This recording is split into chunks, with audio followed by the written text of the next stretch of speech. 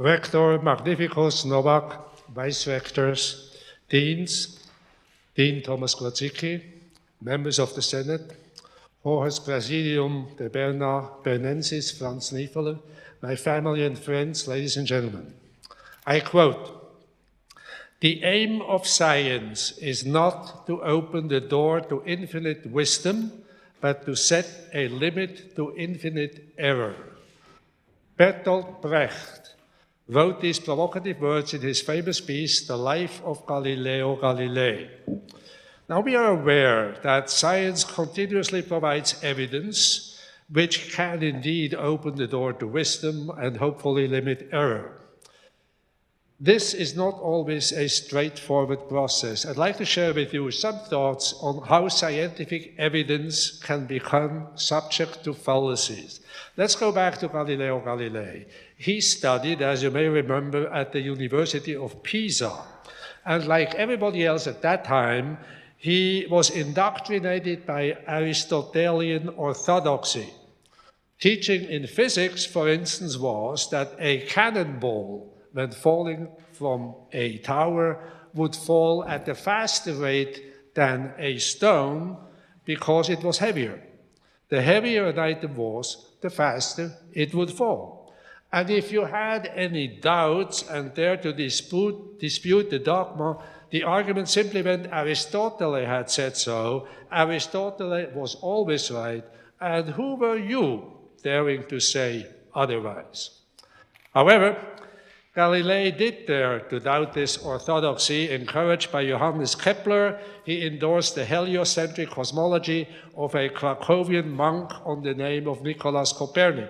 Now, to this educated audience, the monk, an alumnus of this distinguished university, is better known by his Latin name of Copernicus. Copernicus had published his revolutionary thoughts half a century earlier in 1542. At that time, it didn't seem to stir the leaves in the teapot. It took half a century to dawn on the church that this system had to be an item of the devil, since it pushed Earth out of the center somewhere into the orbit. However, Galilei and the church came to an understanding that Copernicanism was to be treated merely as a hypothesis. And as long as it remained a hypothesis, it would be acceptable by the church, and the inquisitors would leave Galilei alone. Unfortunately, this peaceful coexistence came to a screeching halt in the year 1632, when Galilei published his Dialogo sopra I due massime sistemi del mondo, which appeared to ridiculize the Pope. Brecht illustrated the consequences in his play by the conversation between Pope Urban VIII and the Grand Inquisitor. I quote, "Pope, after all, the man is the greatest physicist in Italy, hands off. Inquisitor, we will not have to go too far. He is a man of flesh.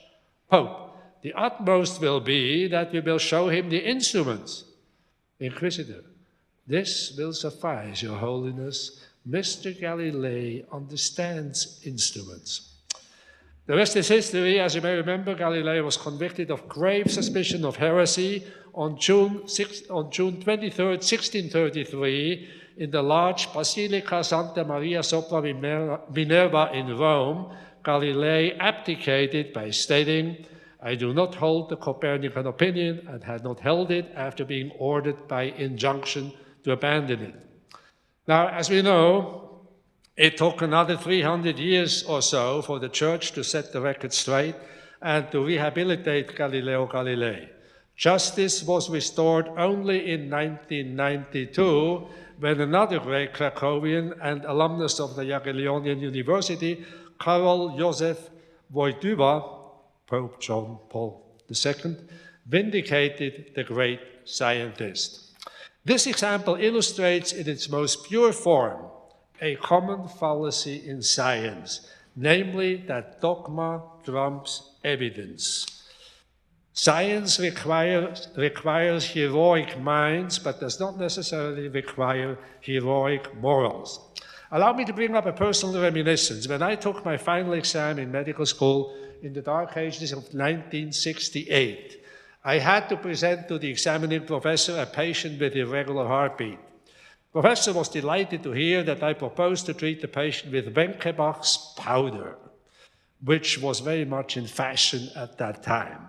He then proceeded to ask me about the ingredients of the powder. I only remembered that it contained quinine and digitalis and almost flunked the exam because, according to the professor, the most important ingredient was strychnine. In the many years you will practice medicine, the professor said, you will always remember that strychnine is the most powerful ingredient of Wenckebach powder. Well, I never ever prescribed Wenckebach's powder, which rapidly went the way of leeches, bloodletting, and snake oil. Today, neither quinine nor strychnine is known to have any beneficial properties on the heart rhythm.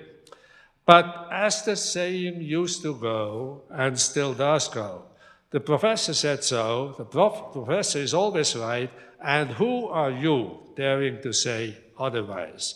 This is another example of dogma trumping evidence. Fact that it is the dogma of the professor doesn't make it any better than it was the dogma, when it was the dogma of the church. I have to say, whenever one of my fellow or students states that Professor Messerli has said so, that's the way it is, and who are you to say otherwise? I have to blame myself of having failed as a teacher.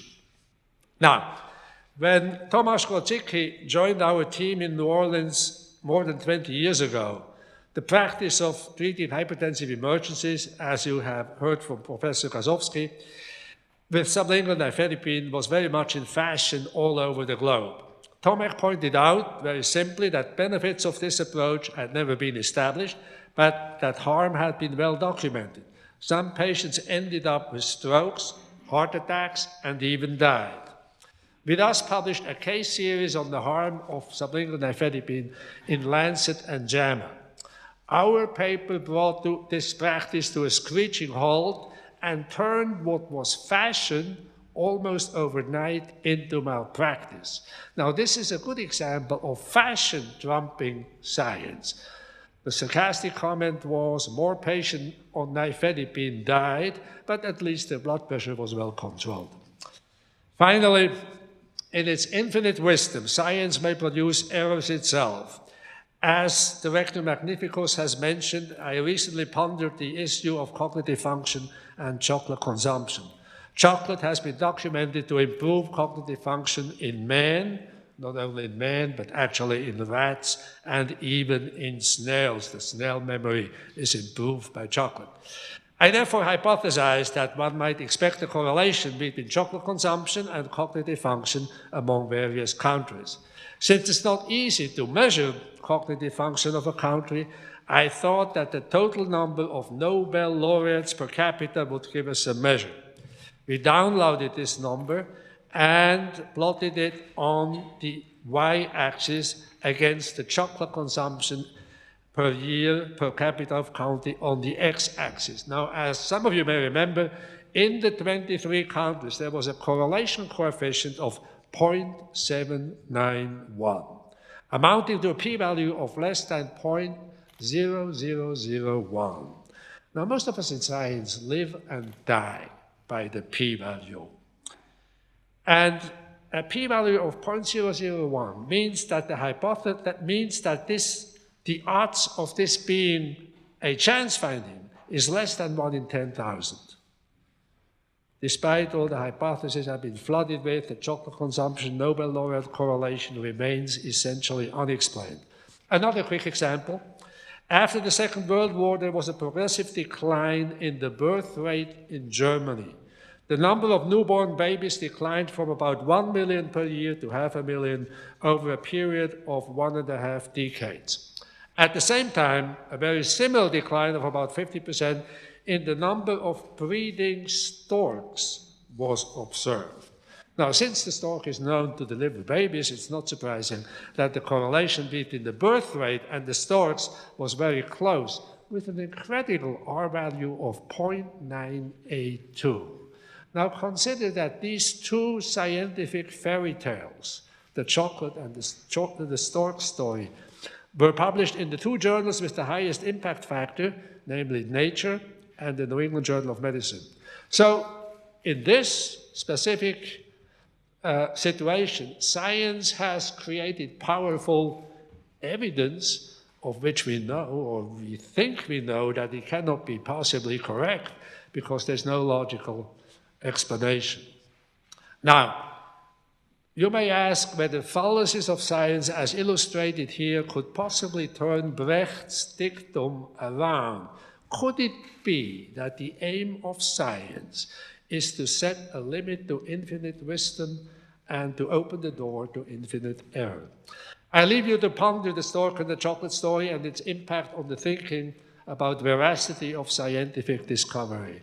Clearly, science has its inherent fallacies. However, despite all the backwash, it relentlessly provides evidence that enhances our knowledge and allows mankind to progress and flourish. To come back to Brecht's Galilei, I think that in science, all advancements notwithstanding, we are nowhere near infinite wisdom, and hopefully never will be. But perhaps we have succeeded to somewhat confine infinite error. Allow me to conclude with a profound word of thanks. I am deeply humbled and honored to receive a doctorate honoris causa from the Jagiellonian Medical College of the most prestigious university here in Poland. The laudator, Professor Gazowski, who, as you just have seen, knows me very well, suggested it should be humoris causa rather than honoris causa. Be them like it may, I would like to express my profound gratitude to the Rector Magnificus Novak, the Vice Rectors, the Deans, the Senate, and of course the laudator, Professor Jerzy Gazowski, the reviewers, Castellon and Narkiewicz, all of whom spent hours and hours to scrutinize my humble work.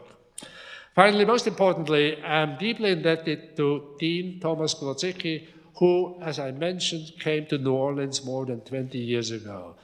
Tomek rapidly turned into a fabulous investigator, hardworking, exceedingly creative. To our great regret, he returned to Krakow to build up the renowned geriatrics clinic of the Academy of Medicine, which I was privileged to visit on several occasions. Tomek, you clearly were instrumental in bestowing this unique honor onto me. Please accept a resounding and heartfelt thank you. Many thanks to my family, friends, and colleagues, and the Fahnendelegation, the Bernabernensis, who made it through the hail, rain, and snow to Krakow. And I'm forever grateful to my wife, Cheryl, who has been the heart of my life, and if I may say so, as a cardiologist, the life of my heart. Thank you very much. Dziękuję bardzo.